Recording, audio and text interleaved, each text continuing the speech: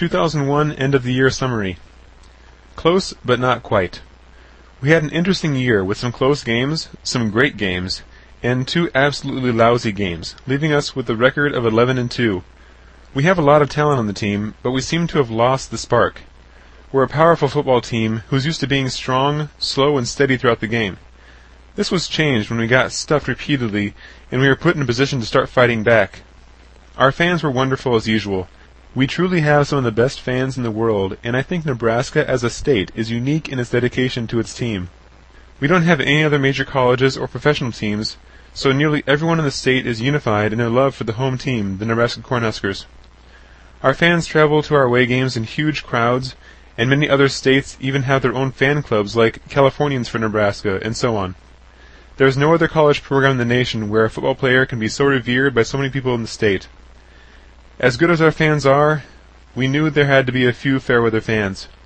We saw them come out at the end of the season. Apparently, making it to a national championship isn't good enough for some people. I wish I had a finger to point at someone to explain this season to the fans, but I don't. We seem to be missing something from our team mentality. I still think there are too many guys on the team who don't care at all about their situation. They're just here for the gifts, the trips, and the notoriety. We need to thin the herd a little bit, but none of the coaches have ever shown much fondness toward cutting anyone. I guess we need as many healthy bodies as we can for practice. I also guess that the coaches believe everyone deserves a chance to mature and develop. For example, I should have been cut after my freshman year for how terrible I was in practice, but now I'm in a position with my size and my strength to be a contributor. 2002 Winter Conditioning. Saturday, January 12, 2002. Soon after the game was over, it was time to speculate whether any juniors would go pro and skip their senior year. Our star junior guard, Tony Finotti, said he was going pro. He definitely has the size and speed to go pro right now and make a dent in someone's program, but he's only 20 years old and still has much to learn. He and Dominic were pretty good friends, so I wonder if Tony saw what all the money could do and couldn't say no. We all knew it could happen, but we just assumed that since he was so young, and since he didn't get any awards, he would be back to get either the Outland or Lombardi, and help us to another national championship game. Well, good luck in the pros, Tony. Monday, January 14th, 2002. Second semester classes start today. We don't start anything for football for another 2 weeks. The only thing we have to do is go to meetings on Friday to go through the winter conditioning plan. My girlfriend's dad was recently at a sports collectibles show where some kid was selling a Husker football helmet. The kid said he just finished his career at Nebraska as a defensive back. The helmet was pretty beat up, and the kid told the story about how there are 2 helmets, a practice helmet and a game helmet, and we get to keep the game helmet after the season's over. This isn't true. There's only 1 helmet per guy, and when they are given to seniors as going-away presents, they're usually cleaned up better than this one was. There was a Special Forces sticker on the back of the helmet too, and that was only given out this past season. To top it off, the kid said he didn't know me and blamed it on being a large team. Her dad also said he could tell a number 2 had been removed from the back of the helmet. The only number 2 on the team, who was also on Special Forces, is Aaron Turpening, so this made me very suspicious. I later asked Aaron about this, and he said his helmet was stolen the week of the Oklahoma game. Somehow, this guy had Aaron's helmet and was trying to sell it for $200. I gave all the information I had to Pat Logsdon, the Director of Football Operations, and she said she would look into it. Just to clarify, that Special Forces sticker that I talked about, that was given to the guys on special teams, so anybody who was on the kickoff or kickoff return team, or punt return team. Thursday, January 17th, 2002. I recently heard some good news. It appears now that I'm second string. Matt Shook, who has battled chronic knee pain for the past 4 years, has decided to take a medical hardship and will not play his final year. Richie Incognito, who looked to be a ringer for the second string and even battled John Garrison for first string, is moving to tackle. That leaves me in the second spot, which means I get a scholarship if I can hold on to this. Finally, I have something tangible to work for. Friday, January 23rd, 2002. We did our preliminary testing on Wednesday.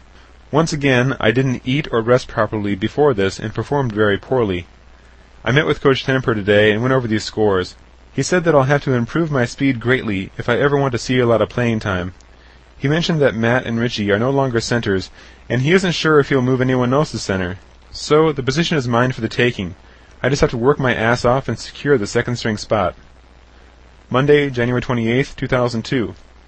Today is the first day of winter conditioning, and once again we're lifting at 7 in the morning. We won't start running for 2 weeks, so we have time to get adapted to the lifting. Tuesday, January 29th, 2002. Several years ago, Jack Stark, our team psychologist, had an idea to form a council of players that would act as a liaison between the coaches and the players. This Unity Council is represented by every position on the team, and it is the job of the representatives to bring forth any issues that any group is facing. Then the players' concerns are given to the coaches directly and handled very efficiently with Dr. Stark as the intermediary. This council has worked well to build a great deal of unity and ownership among the players.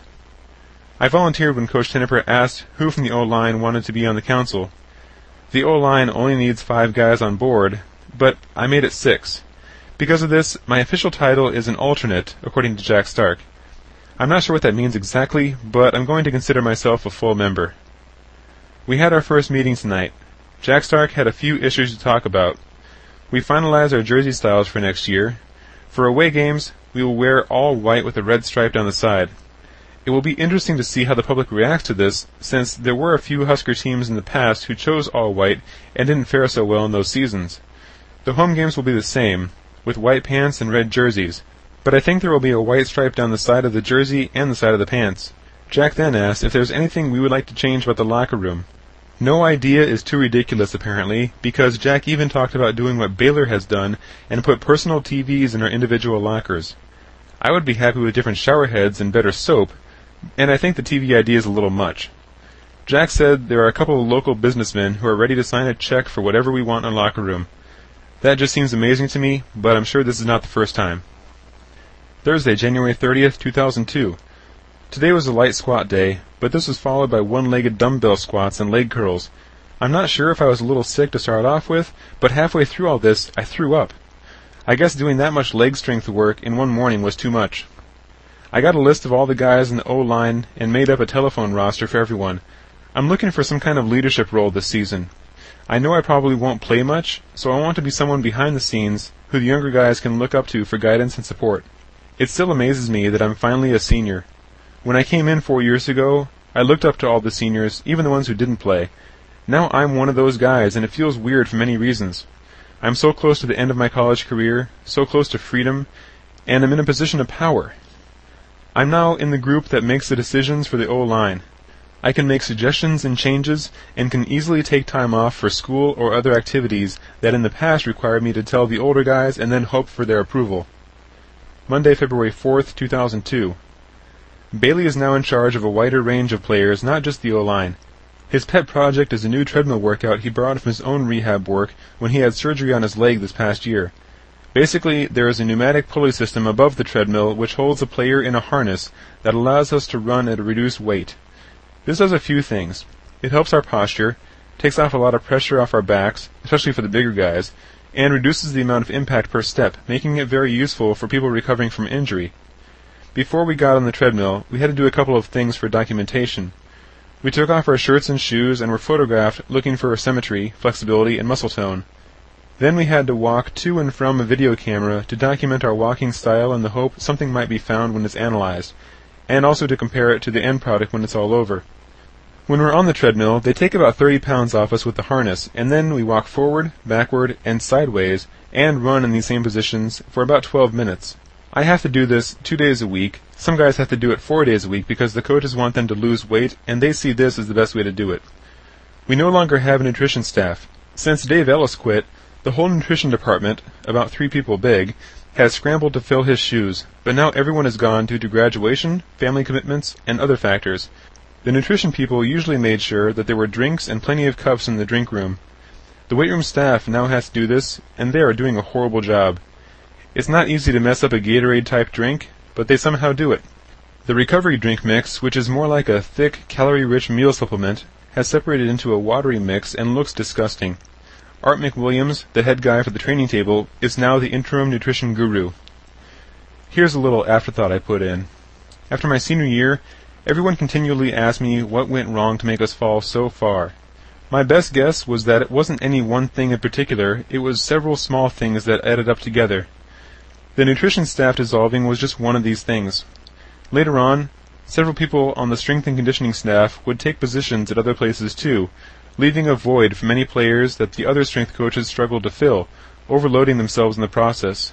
During this year as well, we saw many changes around the stadium, including a lot of construction work in the weight room. The high traffic areas of the stadium were under construction, which was not the most wonderful thing to see, smell, or detour around. Monday, February 11th, 2002. Today was our first day of afternoon running. I wasn't looking forward to it, but I knew I'd have to suffer through it. I went home after class, planning to nap until it was time to run. I slept right up until 3:30 when running starts. I drove quickly to the Cook Pavilion, ran inside, and mixed in with the O-line during one of the drills. I knew I'd have to run stairs for being late, and if anyone pointed out my tardiness, I was just going to say that I would run my stairs when I finished. Fortunately, no one pointed this out. I'm not sure if this is just because I'm a senior and the younger guys don't want to point out the flaws of the older guys, or if no one noticed. Jack Limbaugh later asked me if I had class before running, and I decided to save myself a lot of trouble and just said yes. So, I got away with it. Tuesday, February 12th, 2002. Somehow, it happened again. I think I turned my alarm off this morning and went back to sleep. I awoke at 7:45 and couldn't believe it. I knew I wouldn't get away with it twice, and I'd have to run 3 stairs. I saw fellow senior Wes Cody at breakfast and told him that I overslept and I would do my stairs later today. He said, "No one noticed. Don't worry about it. If anyone asks, just tell them I saw you in the drink room and you told me you had to go study for a test today." Wes was right.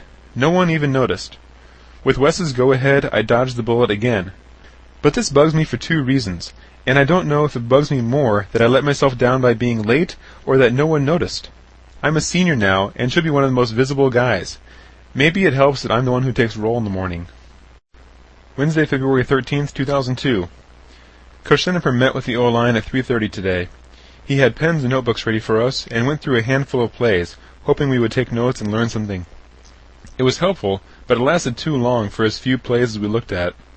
This is supposed to be our off day, so I would have liked to do nothing related to football, but I guess I have less control over my life than I thought. Thursday, February 14th, 2002. Richie Incognito was late again this morning. He was late earlier in the week, so this time he had to run 4 stairs since it was his second offense. We went out as a group to watch him run, and we were huddled around each other on the field because it was so cold. Richie is just a freshman, but has a mouth that doesn't know when to shut up.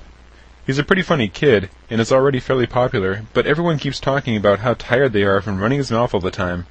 The other seniors have all said we should just beat the crap out of him sometime, but he wouldn't shut up even if he was beaten within an inch of his life.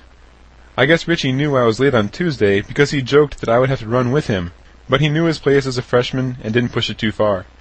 After his 3rd stair, we knew he would have trouble with the 4th, so someone asked who wanted to push him up the stairs. Scott Cothy volunteered, but Richie said, "I think Kolowski should run with me." I got up there, and Scott and I trailed behind Richie as we sprinted up the stairs. Richie was pretty worn out after this, nearly vomiting a couple of times on his way down, so I think he learned his lesson. We ran again this afternoon. Bailey's in charge of our running workout, which makes us feel a lot better about what we're doing. Friday, February 15th, 2002. My back was really sore this morning. I think it's from one of our strength coaches, Zach Duvall, trying to get us to have better form on hang cleans. Hang clean has always been one of my favorite lifts, but now that he's trying to change it, I'm losing interest in it. Bailey and I worked a lot on warming up and stretching today to get my back working. After that, I asked Zach what I should do for lifting today, and he just said, nothing. A decent lifting coach would have figured out something for me to do. Nothing doesn't help. I told him I felt like I could do something, but he didn't want to waste his time figuring out something for me to do. Instead, I just did some lat pull-downs and arm curls and then went home. Thursday, February 21st, 2002. I'm getting very tired of all of this. After 4 years of doing the same things, I'm very ready to get out and be in control of my life. It seriously feels like football has more control over my life than I do. Football is a major motivating force, but right now it's only motivating me to get by. One of the main thoughts that gets me through the day is that football will be over in less than a year, and then I can live my life like I want to. I'm just afraid that once I'm done, I'll be so pleased with having nothing to do that I'll turn into a couch potato. I don't care about school anymore. I just want to do enough in my classes to get a passing grade and get out of college. I don't want to go to graduate school. My parents aren't the same motivating force they used to be. I'm in a rut right now. During the week is the worst. The weekends are a great relief because I can actually have some fun. There's nothing in Lincoln for me anymore. I don't have any strong group of friends here, and I feel like an outsider everywhere I go. I'm tired of this city, and I'm tired of this state. Maybe I'm just depressed right now, but something has got to change, either within me or in my life. Lifting in the morning has turned into a joke. I go in and do what I need to do and get out. I'm cutting corners and even skipping some lifts entirely, like many other guys who can get away with it. Some of the lifts I skip are ones that I feel don't do me any good, like clean shrugs, which I think are responsible for my tight back. I used to feel good about lifting and actually looked forward to it. Now I just want to get the hell out. Friday, February 22nd, 2002. Tonight was a pretty fun night. Fullback Judd Davies, cornerback Pat Ricketts, split end Ben Zychek, and I went to Anderson Middle School, my old school in Omaha. We signed a bunch of footballs and shirts with our numbers on them, and then we got free pizza and sandwiches. Afterward, we went into the gym, and crowds of people streamed in for autographs. I must have signed over 200 autographs for the 500 plus in attendance. I signed everything from shirts to jackets to footballs, shoes and pants, and even arms. One pair of guys wanted to take a picture with me, and they wanted me to act like I had them in a headlock. When the autograph session was over, we were worked into the program for the evening. Johnny Rogers was there with his Heisman Trophy. His granddaughter attends Anderson, and he was the main attraction for many people. Little Red, our inflatable mascot, and 4 of our cheerleaders were there, along with 3 twirlers, and they put on an energy-filled show. There was a raffle of prizes donated from the community, and also some mock jerseys with our numbers on them that we signed. One of the prizes was a chance to catch a pass from a Husker. There were 4 chances given away, which should have worked well since there were 4 of us players, but one of the kids picked Johnny Rogers to throw him a pass, leaving me out of the whole thing. Then there was a short question-and-answer session. I was told that I should answer one of the questions for the football guys, but they only ended up asking 2 questions. What's it like on game day running out of the tunnel? And what are you most proud of? I passed these off to the other guys, hoping there would be one question that was suited more to me, but that was it. I came out of this event at my own junior high school, and I didn't even get to play much of a part in it. I had a lot of fun, though, and saw a lot of former teachers who were really happy to see me. That, and I got free food. Monday, March 4th, 2002. I was stranded in Omaha over the weekend when I took my car in to get serviced, and the mechanics discovered some serious problems. It was done at noon today, which means I missed morning lifting. I didn't mind. I called most of the seniors and said I'd be down for the running in the afternoon, and that I would make up the lifting later. We switched the running up a little bit today, and put away the jump ropes. Instead, we did 10-yard dashes from the form start like we would for testing. We did about 6 of these, and then finished the day by doing 5-yard sprints from our position starts. If someone jumped the count, we had to do it all over again. We were only supposed to do 8 of these, but we ended up doing 12 because of so many mistakes. After the running, we had passing league, where we just played touch football instead. Upperclassmen versus lowerclassmen. The upperclassmen always cheat, so we never lose, and usually the younger guys just give up and the game is called off when no one cares about it anymore, and that usually takes only about 15 minutes. Jack Limbaugh, who has become somewhat of a black sheep on the O-line, doesn't get along well with Richie Incognito. Richie plowed right into Jack's back on one of the plays, taking Jack out and leaving him on the ground. Jack finally got up, grabbed his stuff, and walked out. I talked to him later, and he said he was just tired of that stuff and got pissed off, so he just left. I don't blame him. In fact, I was in complete agreement with Jack during our whole conversation. Thursday, March 7th, 2002. We finished out this week in the weight room by maxing out on all the major lifts. The amount of time spent in the weight room was greatly decreased this week. They just want us to come in and do a couple of lifts and then get out. They decided to make running a little more fun today. Instead of running, all we did was play tug of war. We divided into 12 groups that were a mix of different positions. We did a single elimination bracket, and the last group standing got the chance to face off against the coaches. The coaches looked like they might have a chance, for about the first half of a second. After that, it was all over. Nate Coulterman pulled Coach Jamrog, who had the rope tied around him, down the field for 30 yards while Nate just ran off in victory with the rope in tow. Friday, March 8th, 2002. This morning was the last workout ever for me in winter conditioning. The strength coaches yesterday said this workout would be optional, but the O-line as a group decided that we would lift today anyway. Everyone was there on time, but most of the guys obviously had no intention of working out. Some didn't even take off their coats. They just stood around for 20 minutes and then went to breakfast. I did a quick arm workout with Scott Cothe and soon joined the guys at breakfast. Since I have no classes on Friday, this makes the day even sweeter, knowing that this is the last time I will have to get up this early for a workout during the semester. We'll probably have to work out in the morning during the summer, but it's not as bad since I won't have to save the energy to stay awake during classes. Monday, March 11th, 2002. We had a meeting to talk about testing and to debrief about the whole winter conditioning. I will test out at 1 o'clock on Wednesday, along with the rest of the seniors. We're going first because there will be pro scouts there who want to get a look at us. I don't plan on going pro, so that takes a lot of pressure off me. I went to see Dr. Albers after the meeting. I had a really strong irregular heartbeat this morning. I told him about it and how it happens about once a week or more. I've had this since high school, and I've never gotten a straight answer about it. He came to the conclusion that it's a common thing caused by an excess of blood in the heart, which causes it to pause a little bit while it flushes out and then gets going again. He said it's nothing to worry about, so that put my mind at rest. We talked about some other things on my mind, and he said that I might be depressed. He went through a list of depression symptoms, and I have a majority of them. Actually, I don't doubt that I'm depressed. I've known this for a while, but I just figured it was caused by football and would go away once football was over. He talked about trying some antidepressant medications, but I would rather not do that. He said if we did start up medication, the records would be kept confidential. He said he types up those reports himself and keeps them in a separate safe, and they would not follow my other records if they were sent to a professional team. He said he does this because there is a stigma against people on antidepressants, even though over 10% of the population is depressed. The only way another person would ever see this record is if I say it's okay. I think it's very nice that he does this, but I wonder how ethical it is. Tuesday, March 12th, 2002. I called Jack Stark, our teen sports psychologist, tonight, and asked if he could set me up with a therapist in town.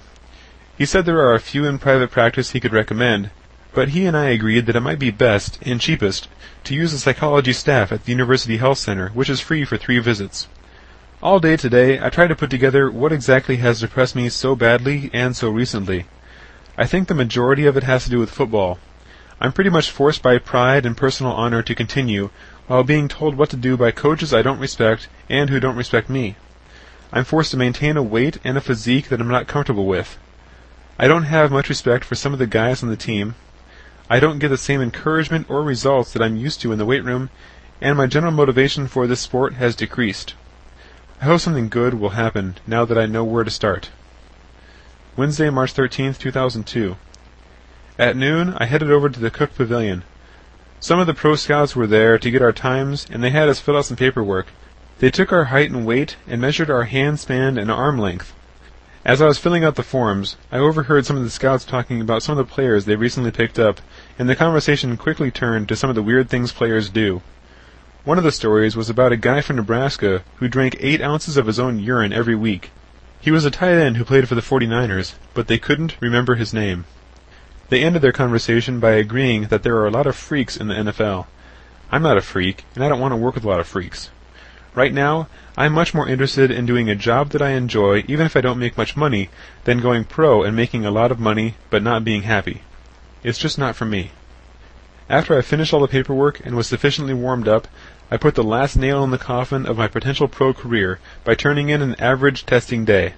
After this, the pros will write me off, much like the coaches here have probably already done. Oh well, just a few more months. After the testing, Coach Solich called a quick meeting to tell us that he has picked up a preseason game. We will play Arizona State the night of August 24th. This means that if we play in the Big 12 championship game and a bowl game, we will have a 15-game season. That has to be a record. Coach Solich said the sole reason for adding this game was to get us ready to play the Big 12 schedule. He stressed that money was never an issue and that neither he nor the coaching staff was pressured to take this game because of the revenue it will bring in. I believe him, but why would anyone try so hard to convince someone so strongly it wasn't for money unless it was indeed a motivating factor? 2002 Spring Ball. Monday, March 25th, 2002. After a nice spring break that included a trip to Chicago and a visit with my family, today was our first day back and the first day of spring practice. A snowstorm dumped 5 inches on us, however, so classes and afternoon practice were canceled. The main field wasn't cleared off, and the Cook Pavilion was being used by the soccer or baseball team, I forget which. So instead of practice, all we did was have meetings. Coach Tenniper and Coach Young are changing up a few things to make some of the blocking assignments a little easier. I think they make a lot more sense, but we'll see when we start practicing. I'm not sure if we will make up this practice later, but we only have 15 practices total, so I wouldn't be surprised if they try to throw in another practice somewhere. Tuesday, March 26, 2002. I talked to Coach Solich today while we were in the elevator together, and he said practice was called off for the same reason that school was called off. He wasn't sure if everyone had gotten into town on time with the snowstorm, and he didn't want anybody to miss a practice. The papers say we will make up the practice on Friday before the spring game, with a sweats walkthrough. I got some disturbing news today as well. I heard yesterday in meetings that the lifting would be intensified over the spring period, but I thought that meant we would do more lifts on the days we work out. Instead, we will now lift 4 days in a row, Monday through Thursday. We really don't do much, just enough to keep up our strength, but this puts a cramp in my schedule, especially with classes all day on Thursday. Coach Jennifer wants us to meet on Tuesdays and Thursdays, as well as on our practice days. The NCAA allows for 20 hours a week of football-related activities, and they are squeezing in every second. Today, we just watched a bunch of old film on some of the plays we will add tomorrow. Wednesday, March 27, 2002. The first day of spring practice. We were in sweats in the stadium, and it was a typical practice. We only have a handful of plays at this point, so we ran the same plays over and over. Both sides of the ball worked well, and the day was pretty good overall. We had a Unity Council meeting tonight. On the agenda was the issue of Blazers and the Black Coaches Association money. The game against Arizona State is a Black Coaches Association Classic, and because it's a special game, we get a gift. Jack Stark is trying hard to sell us on getting Blazers, which would make us look like a very clean-cut and respectable team, but there were many objections. The guys who aren't part of the 105 group for two-a-days would have to buy their own blazers and suit pants, and this just isn't an option. We have $300 per player to play with for the gifts, and we can get a discount buying in bulk. Other gifts Jack has looked into are portable DVD players, but he can't find them cheap enough unless the sponsor helps out. Some of the guys started talking about how a big TV would be a great gift, and this branched off into a discussion about what kind of electronic gift to get. I broke up the discussion by suggesting we get $300 gift certificates to Best Buy, and this immediately satisfied everyone. Jack said the only problem with gift certificates is that we need to make sure the guys just don't trade them in for cash. We should know by next week what we'll get. Friday, March 29th, 2002. Today's practice was in sweats again, but I worked with the first team all day. I think Coach Jennifer thought Josh Sewell knew the plays well enough and didn't need me to help him, and he wanted me to get up with the number ones and give Garrison a break. I did a 6-2 rotation with Garrison, so I didn't really get many snaps. By the end of the practice, I didn't even feel like I had done anything. I guess it could be a good thing or a bad thing being on the first team like I am. It could be that Coach thinks I'm ready to work with the top units and wants me to break into it, or it could be that he wants me to give Sewell more snaps with the second team and develop him as a good backup center. So, either I'm good enough to be there, or I'm just being used to give Garrison a break, and I'll be pushed aside later on. I wish I knew. Saturday, March 30th, 2002. Today was the first day in pads. I switched off with Garrison for most of the practice, but at the end I had to give Sewell a break since he had been taking all the snaps for the twos and was getting worn out. I feel like I'm doing better on the field. We did some one-on-ones in the pit, and I did pretty well against the defensive guy. I even got a compliment out of Coach Young. I'm moving around better, and I think it has to do with my recent plan to lose a little weight. My body really doesn't work well at 300 pounds or higher, so I'm going to slim down over the next couple weeks and see if I can get to 285 and then see if that has an effect on my playing. I hope I'll get quicker on the field and not lose my strength. I'll have to be careful to still lift hard in the weight room to keep my strength up. I weighed myself as I got out of the shower after practice and I was 290. Wednesday, April 3rd, 2002. Today's practice sucked. Everyone was tired and beat up from Monday's scrimmaging and my legs didn't want to do anything, especially after being kicked hard on the side of the shin. I started off okay, but by the end of the practice, I couldn't block anyone at all. I'm sure it looked really bad on the film. I would be down on myself if I cared about this, but I don't. We had another Unity Council meeting tonight, just to go over the same issues again and again, even though Jack keeps telling us we need to make a decision. We still don't know what to get with our BCA money, and we continue to deal with some of the common complaints, like the lack of soap in the locker room. One thing we were able to complete recently is now there's a traction surface, kind of a gritty substance, placed on the ramps going down into the pit to prevent guys from slipping in their metal spikes on the bare cement. The idea of the Blazers has officially been shot down, and we still need a motto for next year. Friday, April 5th, 2002. Des Moines Adams, Rush End, was named Lifter of the Year today. He is very deserving of this award and probably should get something else for how hard he has worked on the field, in the classroom, and in the community, as well as in the weight room. He is a great guy, and he beat some tough competition. Saturday, April 6, 2002. Before meetings today, former Husker and 49ers fullback Tom Rathman gave us a talk. He is currently the running back coach for the Niners. He talked mostly about how we are in Nebraska and we have tradition and expectations to live up to. He told us we need to play with a lot of heart and be relentless on the field in our attempt to get better here. It was a very good, quick speech, and he really made his point about how everyone needs to work hard. Monday, April 8, 2002. I got my grade back from the scrimmage this last weekend. It was a 1.76, which isn't bad, but still needs a lot of work.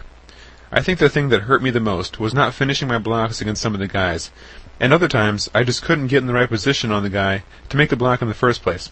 The tape of the scrimmage didn't lie. The seniors had a private meeting today with Coach Solich. The main thing on the agenda was the development of leadership among the seniors and how we need to find our own way to lead the younger guys and the team as a whole. Coach Solich has said that he's disappointed by the lack of leadership and how the team was deteriorating during practice with too many side conversations instead of paying attention to what's going on. The papers must have gotten wind of this, and now one of the hottest topics is how the team has to rebuild, and that we will be fortunate if we get our typical 9 wins this season. Another hot topic was the status of linebacker Randy Stella. He's been in the papers for weeks now, and the issue of his suspension has been batted around. Today it was finalized when Coach Solich said the suspension had been replaced with an expulsion. As we learned in the Unity Council meeting, Randy had to clear certain guidelines with 3 groups, the NCAA, the university, and the football team, before being eligible for inclusion on the team. He has pointed a finger at Coach Solich, saying he has the power to let him back on the team, but Solich was doing nothing. The truth is that Coach would love to have Randy back, but it wasn't his call. I guess finalizing the expulsion was something that was within Coach Solich's power, and the issue is now finally settled. Randy had been given every chance in the world to extinguish his bad behavior, but he just hasn't gotten the hint. I might have thrown a little hint in there about the reasons, but this was never made public, so I'm not going to say one way or another. The O-line had to take a drug test today after practice. This is usually a small thing, but it was pretty heated today when a freshman lineman was caught trying to get another guy to fill a sample cup for him. We have to stand around 2 garbage cans and fill up our cup under the watchful eye of one of the trainers. Somehow, everyone made a mad dash for the cans and blocked off the trainer's view, and when it got straightened out, he caught him. I'm not sure what he was trying to hide, but we'll find out soon enough. I talked with Boyd Epley candidly a little while ago about the status of the weight room and the nutrition staff. He said he's as surprised as anyone about how many of the wait staff have moved on to better jobs. We now only have a minimum staff with no more than 6 people for the entire weight room all day long. We still don't have a nutrition staff, so these people have the duties of filling up the drink containers and giving athletes their supplements. Boyd said that the hiring of a new nutrition staff has been held up because there's a difference of opinion between Coach Solich and Athletic Director Bill Byrne. Byrne wants a nutritionist for the entire athletic department, and Solich wants one just for the football team. 3 very qualified candidates applied for the job recently, but they all pulled their application after it took too long to make a decision. Wednesday, April 10th, 2002. We had another Unity Council meeting tonight. It appears that our choices have changed once again, and an Xbox video game system is now at the top of the list for our potential gifts for the first game. I don't like this idea because I waste enough time without video games, and the games for these things are so expensive I wouldn't even want to buy them. Besides, every couple of years a better system will come out, making this one obsolete. My idea for the gift certificates was turned down because they couldn't find a sponsor. During this meeting, Art McWilliams, who runs the training table, talked to us about the food. Some of the guys have said they want some changes in the food. Art told us that there are certain rules this cafeteria needs to follow, such as serving the same food that's found in the dorms, but Art does his best, with the help of Bill Byrne and some of the boosters, to give us the best quality food he can. He assures us that nothing on our plates has ever been canned, except for some of the beans, and that most of the food is better than we would find at the grocery store. He also said he has requested $230,000 for new tables and chairs, new trays, a bigger and better organized serving area, and many other great things. He doesn't know yet if he has the money, but I'm sure it will find its way to him. Friday, April 12th, 2002. We had another full pads practice today. That's 7 practices in a row in full pads. I don't think we've ever done that before, even during two-a-days. Everyone is tired and beat up, but there's a reason why we had to go so hard today. There's a coaching clinic going on this weekend, and over 1,000 coaches from across the nation and even from Mexico are here to learn from our staff. So, in order for them to watch and learn something, we had to go in full pads and give them something to analyze. After practice, Coach introduced Monty Kiffin, the defensive coordinator for the Tampa Bay Buccaneers. Kiffin got his start at Nebraska, first as a player and then as a coach. He gave us a very good speech about what it means to play here, and how the tradition has carried on even after so many years. He was very fiery and threw in a few jokes here and there, but he really made a good point about putting forth a good effort because we're all playing for the tradition of Nebraska football. Monty Kiffin is the type of coach our team needs. We don't have anyone who can give inspiring speeches and make us feel like we can get the job done even after he chews us out. Monty is the type of coach you would really fight for, and I think that's a huge thing missing from this team. Saturday, April 3rd, 2002. Today was a long day. We showed up for meetings at 10:30. All we watched in group meetings was film of the number ones. Luckily, we didn't watch the twos, because I had a horrible day. Ryan Bingham keeps destroying me and anyone else who tries to block him. The guy is so strong and has such a firm base that he's impossible to move and can just toss you aside like a trash bag. He will be a great player for us, but he still has a tendency to jump off sides on the long counts. That's his only drawback, unless you count that he doesn't try to read the offense much. He just plows through and makes the tackle. Well, it works for him. At 12:30, the offensive line had to do demonstrations for the coaching clinic, and luckily I wasn't chosen to be in that group. By that time, I was already back home eating lunch. I then had to run over to see Lane, the boy I mentor, and wish him a happy birthday. Then it was back to the stadium by 1:30 and on the field by 2:30 for kicking demonstrations. I took all the snaps for the field goals, and Garrison took all the snaps for punts. After a demonstration, a bunch of coaches came up and asked me for tips on how to long snap. I did the best I could to answer their questions and to give them advice they could pass on to their athletes. I took 2 of the live punts in scrimmage, while Garrison took the first 2, and I did pretty well. The scrimmage started off slowly. The defense has proven that they are very strong, but the offense wore them down today by picking up better drives as the day wore on. There were a few key injuries today, some of the worst ones yet. I-back Deontay Grigsby went down with an injury to either his knee or ankle. Cornerback Willie Amos went down with a knee injury, and Josh Sewell came out during his last series with an ankle injury. I filled in for Sewell on the last few plays. Offensive guard Brian Nelson is out again with a re-aggravated shoulder and is having surgery today. Guard Carson Schott tore his ACL. MJ Flom, offensive tackle, hurt his good shoulder with the same type of injury as he had on his other one. And Wes Cody, our senior guard, spent a couple of days out of practice with a back problem. Monday, April 15th, 2002. After a weekend with a very long scrimmage and a massive increase in the temperature, the coaches gave us a little break today. We started off going full pads, but were allowed to take off our shoulder pads midway through practice. This was supposed to keep the hitting and injuries down, but it didn't decrease the intensity of the practice. John Garrison had a class today, and Sewell was out due to his ankle, so I was up on the number ones, trading the center job with Junior Tagawai. Without a doubt, this was one of the most intense and mentally tough practices of the entire season for me. We were going very quickly through the plays, and each one of us was watching out for the other, making sure that we did what we were supposed to. By the end of the practice, I was as tired as if I had been in full pads. It was about 90 degrees for the first time this year, and it was such a change from the cold conditions we had at the start of spring practice. After practice, the strength coaches wanted us to do some extra work on our shoulder muscles and other stabilization muscles. I don't really see the point of this, but apparently there is a reason for it. Wednesday, April 17th, 2002. The members of this year's Brooke Behringer Citizenship Team were named at the meetings today, and I was among the 16 guys selected. Brooke was a quarterback for us back in 1995 and traded the starting spot with Tommy Frazier. He did a great job on the field and was also very active in the community.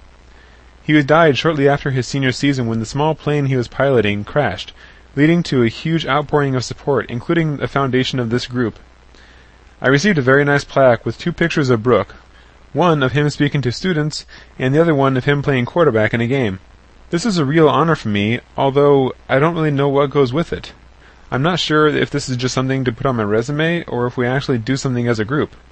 From what I can gather, we are the guys who will be considered first when people from the community request a Husker to come speak to them. That should be easy enough. Today was the last full pads practice of the spring. I'm so glad it's over. I was on the number 2 offense and will be the first to admit that our defense is very, very good. The linemen are very strong and quick, the rush ends are fast and in on almost every play, and the linebackers avoid blocks well and pursue the ball.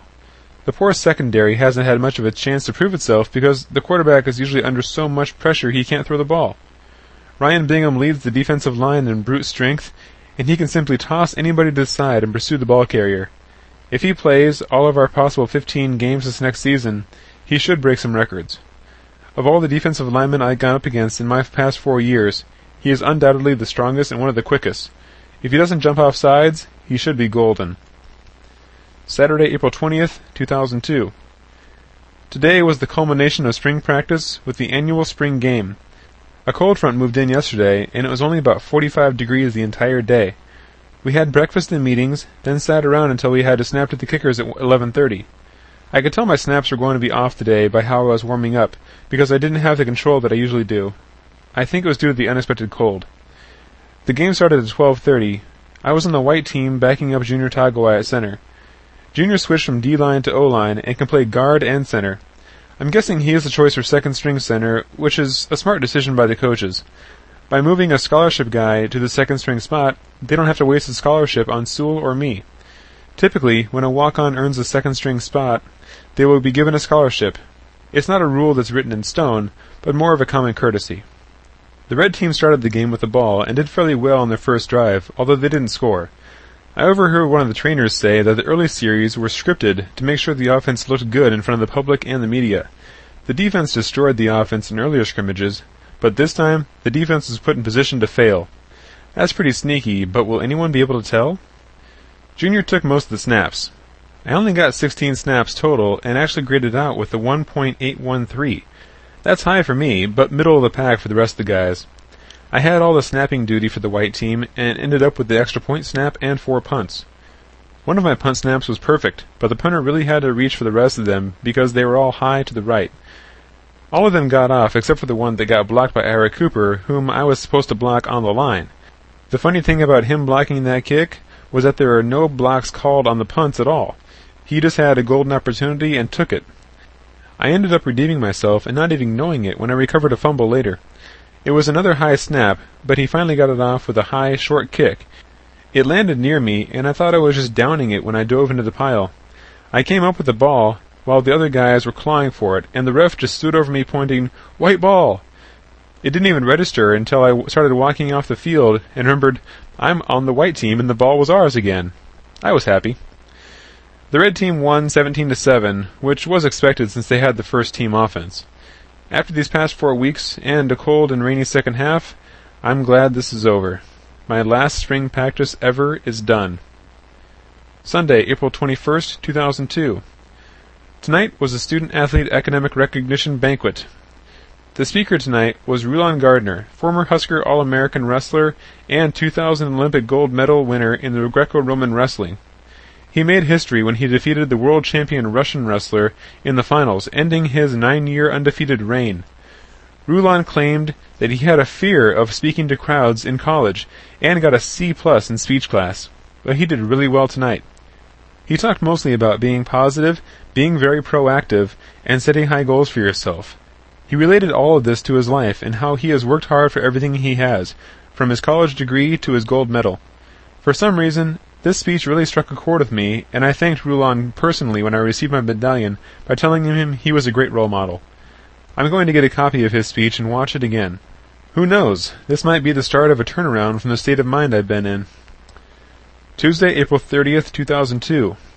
I worked out today for the first time since spring ball. I did a good all-around workout and then ran 2 sets of stairs to the north end zone. After those stairs, my body was done. I guess a week and a half off really takes a toll. I recently found out that my locker had been moved. I'm now out in the middle of the locker room by the rest of the offensive line. I guess this isn't too bad, but I liked my area back in the corner because it was quiet and private.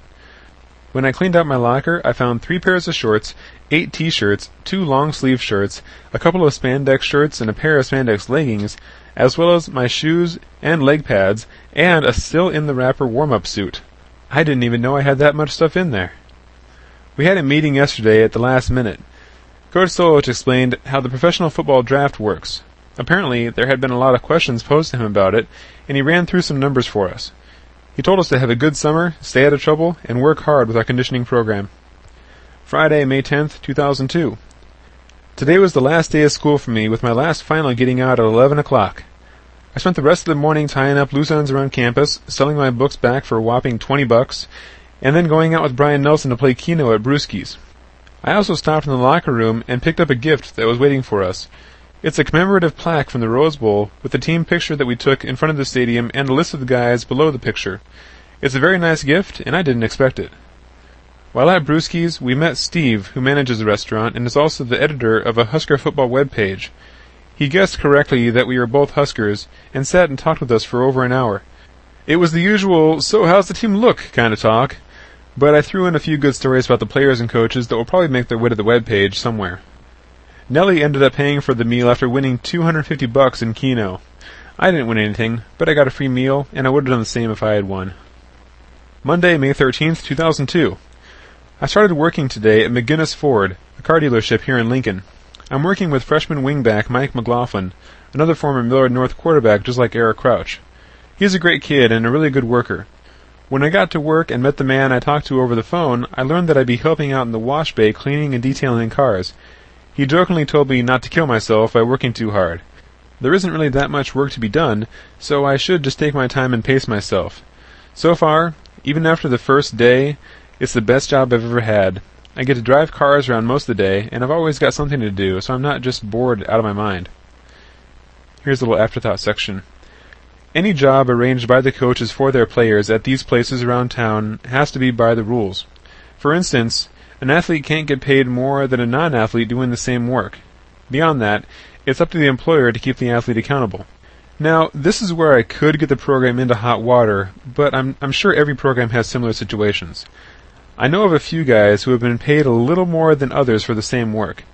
I know of guys who maybe had a total of a half hour of actual work during the whole day.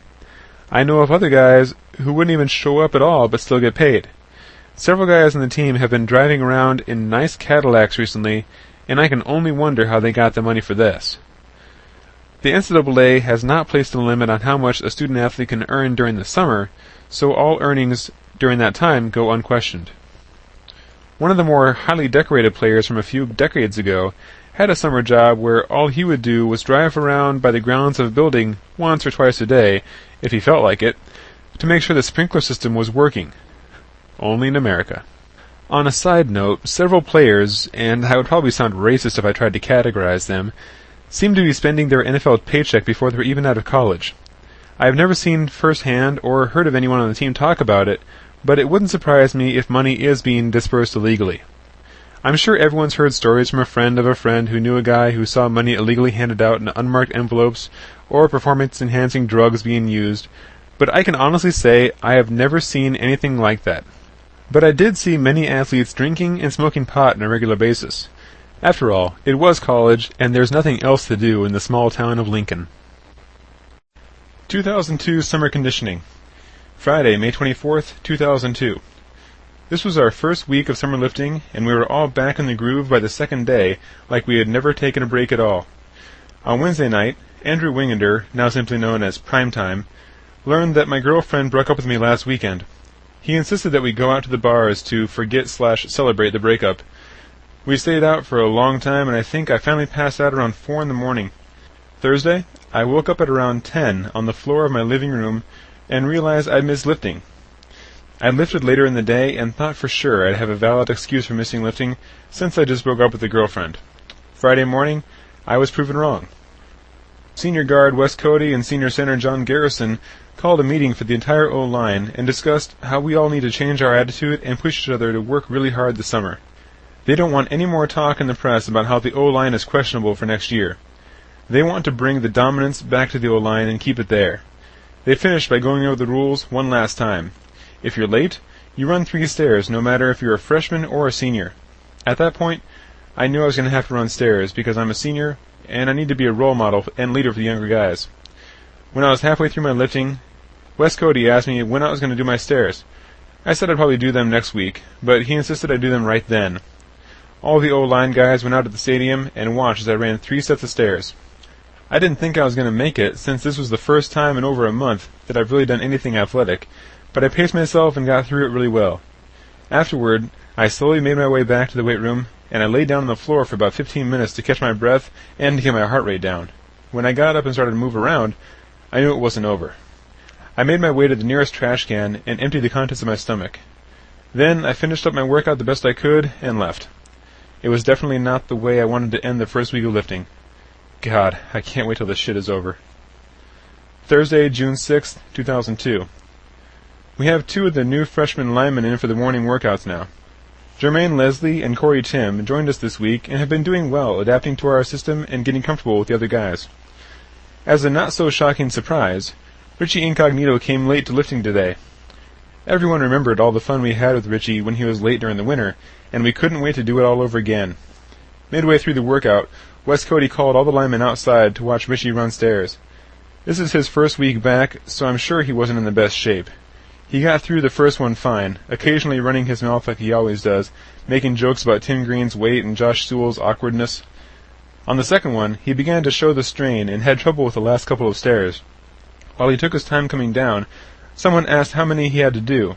Wes, John Garrison, and Jake Anderson began thinking about the rule and suddenly realized they had it wrong. Before, as I thought it still was, the rule was if you were late to a workout or miss one, you have 3 stairs, and each subsequent absence or tardy adds another stair. Apparently, that rule had been revised to say if you miss a workout entirely, you have to run 5 stairs. Dave, were you late or did you miss a workout that one day? Wes asked. Well, I missed you guys in the morning, but I made up the whole workout later, so I guess I was just late, I said. But you missed the time that the rest of us were there, he said. You ran 3 that day, right? You've got 2 more. Do them now with Richie. Now, I respect Wes, don't get me wrong. I think he's a hard worker and a very good lineman, and hopefully will be a captain. But I thought this last-minute change was really underhanded. But, rather than challenge his position, I decided to make him look good and just do it. I was going to run 1 set of stairs today anyway, so I didn't mind much. There's a lot of remodeling going on in the weight room now. New carpet is being put down on the east side, and the rest of the weight room will soon be covered with black rubber mats. There are 3 huge automatic racks that can adjust to the perfect height for hang clean with a touch of a foot pedal. I think we're getting 3 more of those. The rest of the weight room has also been rearranged. Still, losing so many quality staff members leaves a hollow place in the weight room leadership. Even though we lift as a group, everyone is still individualistic. Being on time to the workouts is basically the only thing we do as a group anymore. We have our lifting partners. Mine are Cody Volk and Dan Walder, both tackles. And that's who I spend most of my time with in the weight room. We simply do our stuff and get out of there. The supervision by the strength coaches is a joke. There aren't enough of them to watch us all the time, and the apathetic attitudes have caused a few of us to shorten our programs any way possible. Instead of doing a full set of 10, we round it up from 6 or 7. Instead of doing 3 sets, we do 2. Instead of doing sit-ups, we just lay down in an out-of-the-view area and talk until enough time has passed that they might think we actually accomplished something. Maybe this isn't a prevalent attitude among the O-line, but it is mine, and I know I'm not alone. I just want to get out of here. Monday, June 10th, 2002. We started a new lifting program this week. It's a longer workout with a couple more lifts. On Monday and Thursday, we will do strictly an upper body workout to save our legs for the running program we will do in the afternoon. On Tuesday and Friday, we will do all the leg stuff like hang clean, squats, and lunges. At 5:30 today, the whole team was on the stadium field for the start of the running program. Coach Solich talked to us before we ran and reminded us to work hard and be sure we use the summer wisely, since the season will be upon us very soon. He said he was recently showing a recruit around the stadium and actually avoided the locker room because he was embarrassed by the mess. He's fed up with the mess in there and has enacted a new policy that sets standards for how our lockers can look. We can no longer have any kind of decoration on the outside of our lockers, not even team decals or family pictures. And we have to store all of our gear out of view. The only thing we can keep in the open spaces anymore are our helmets, shoulder pads, knee braces, and 1 pair of shoes. Coach Solich kept the seniors around after the team meeting to talk about a couple of things. He first wanted to place responsibility of the locker room cleanup on our shoulders and get everyone else to fall in line. The other thing was about next year's warm-ups. He asked whether we wanted our names or our numbers put on them. We decided to put football underneath the Nebraska symbol on the breast and just put our numbers on the sleeve. Tuesday, June 11th, 2002. We had our first session of passing league today. We went through a lot of footwork, blocking techniques, and talked through various defensive situations that we might see in a game. After that, the linemen ran plays. We got the younger guys involved more in this practice and took the opportunity for ourselves to learn by coaching. Kurt Mann, a freshman from Grand Island, joined us today. He's very tall, has a huge frame, is fairly quick, and is very strong. He should be a powerful weapon for us in the future. After passing league, we circled up around the freshmen and started the traditional fight club. We told the freshmen that they would have to fight each other, and then the winner would wrestle Cody Volk, the, quote, 5-time high school state champion, end quote. In the past, the freshmen would start tentatively, but we would egg them on and then step in and stop the fight right before the actual fighting started, just because it's a joke. But today, we just let them go at it. Corey and Kurt went first, and actually went at it pretty well. Jermaine wrestled the winner. Then Cody wrestled Kurt, who won both previous matches, and Cody pinned him in less than 10 seconds. Wednesday, June 12, 2002. I went to a local Chinese buffet for lunch today. I sat next to a table with an elderly couple, and I could tell they noticed me, much like I saw the manager cringe as I, the 6'5", 300-pound lineman, came through the door. As I was sitting there eating my first of 4 plates of food, the lady came up to me, put her hand on my arm, and said, "You remind us of our grandson and how much he loves to eat." I had no idea how to respond to that. Saturday, June 15th, 2002. Coach Tenneper had us over for a cookout tonight. He grilled up some huge 20-ounce ribeye steaks and served roasted corn, potatoes, carrots, and rolls. There was a large cooler full of beer and a smaller cooler full of pop. John Garrison showed up at about 5:30 to fill up with some food before returning to his day-long drinking binge called a bachelor party. He's getting married in a week to a girl he met during one of our O-line functions, lunch at Hooters after lifting, and it's probably a good thing that the stag night happens a week in advance. Monday, June 17th, 2002. I got a call today from one of the football secretaries on behalf of Coach Gill, saying that my locker still needed to be cleaned according to the new policy, and if it wasn't cleaned by tomorrow morning, I would have to run stairs Wednesday morning at 6. I didn't think my locker had anything on it, but when I checked, I still had a Baylor helmet decal on the top of the door. I took that down along with anything else that might be scrutinized. During the running programs today, Bailey led us through an abdominal workout that no one could do correctly. The station only lasts 3 minutes, but he had us do this thing where we lay on our back, lift one leg up to the sky, the other leg just a couple inches off the ground, and then do crunches trying to touch the toe of the foot in the air. We did about 10 crunches, switched legs, and then did 10 more, and then repeated this cycle for about 2.5 minutes. Bailey is probably the only person in this entire program who could actually do this workout successfully. Seriously, if you want a good abdominal workout, try that. You'll burn immediately. Monday, July 8th, 2002. After a long 2-week vacation of camping in Canada, it was back to the grind today. The trip was terrible with lots of headwind, large waves, heat, humidity, and millions of flies. It was great to get away. Today was over 100 degrees, which made for a very tiring day at work, where all I did was walk around the car lot inspecting the used cars. By the end of the day, I was drained and sunburned, and I still had the afternoon running to look forward to. I showed up at the stadium at around 5 o'clock and saw Dr. Albers so he could check up on me after 2 weeks of being on the antidepressant medication, Celexa.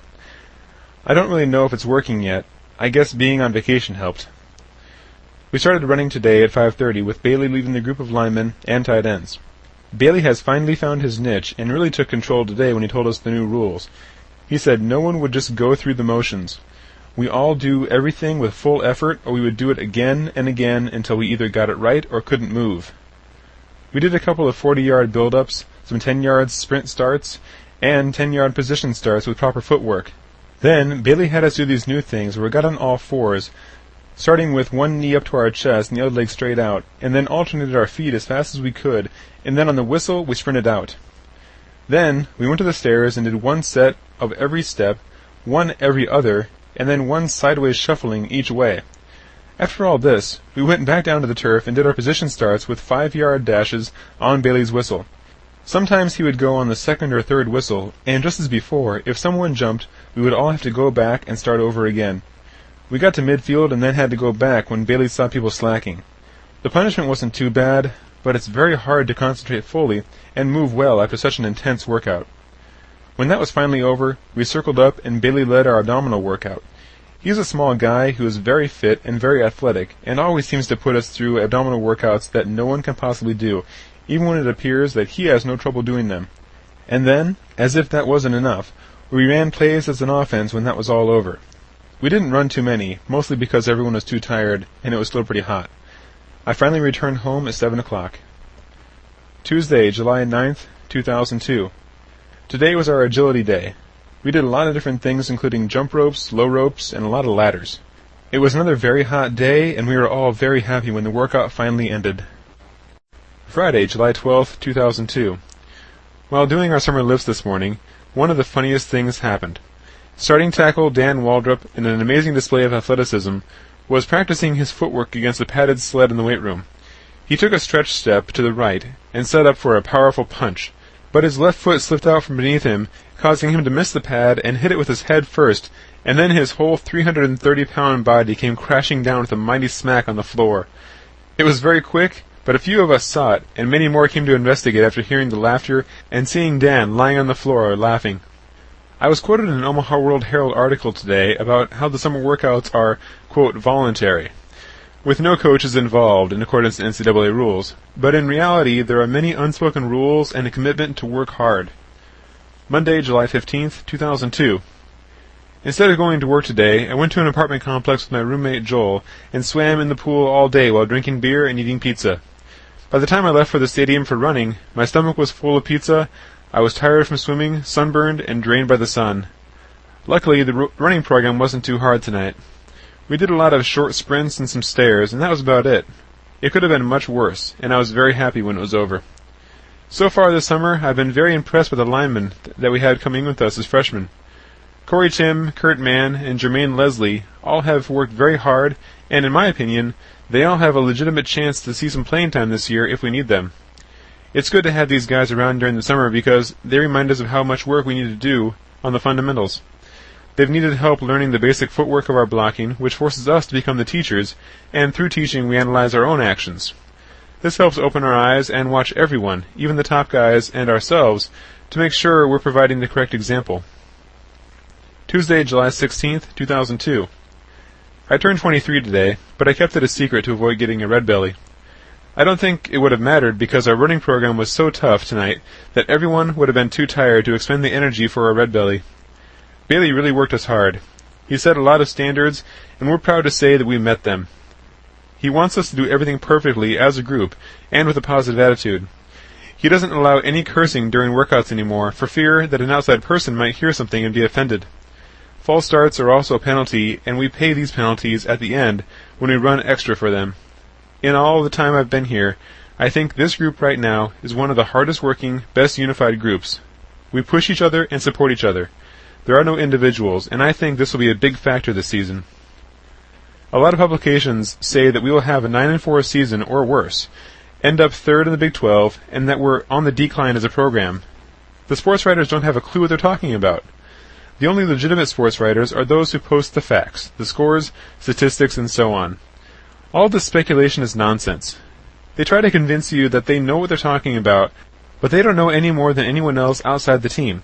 If I've learned one thing in my time here, it's that a lot of things happen that are never meant to go public. This is the stuff that makes the team and makes the season. These things, just like with an inside joke among friends, unify a team. There are two sides to every story, and a columnist can influence how you feel about a certain issue the way it's written. The fact is, we are a good team. We've been working very hard for the past 6 months, and we have the desire and the ability to be the best in the nation. I can't see the future, but I'm fairly confident that it will be a lot better than most people think. After the running, Jack Stark, our sports psychologist, had a senior meeting at Aaron Turpenning's house, catered by Famous Dave's. He wanted us to get together, hear about any issues, and let us know what's going on. He said the gift for the first game still hasn't been chosen, but the coaches really like the idea of portable DVD players because we'll soon have the ability to produce DVDs right after the game, and then we'll be able to watch them and critique them on the way home. They're still trying to find units that fit under the $300 limit, but we'll probably be able to swing a deal with the Nebraska Furniture Mart.